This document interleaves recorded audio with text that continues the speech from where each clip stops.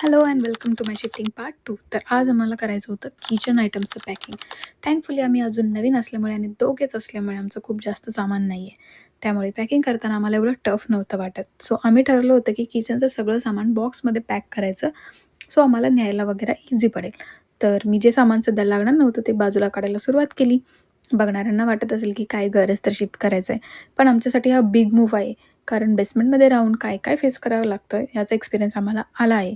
So आम्ही खरंच खूप खुश आहोत आणि कॅनडामध्ये सध्या रेंटचे दर उतरले आहेत. सो आम्ही हा डिसिजन घेतला आणि म्हटले हीच योग्य वेळ आहे घर शिफ्ट करायची. असो, तर सगळं सामान पॅक केलं एका बॉक्समध्ये. भांडी मात्र मी फक्त एका बॉक्समध्ये घालून ठेवलीत. अजून पूर्ण पॅक नाही केली कारण अजूनही काही भांडी वापरत आहेत. सो आम्ही म्हटलं की ती आदल्या दिवशीच पॅक करूयात. तर सगळं आवरून आम्हाला जायचं होतं Costcoला. का तर तूप आणायला. माझ्यासारख्या व्हेज लोकांना जर त्यांच्या जेवणामध्ये चव हवी असेल तर तूप हे लागतंच. आणि कॅनडामध्ये चांगलं तूप शोधणं थोडं टफ आहे.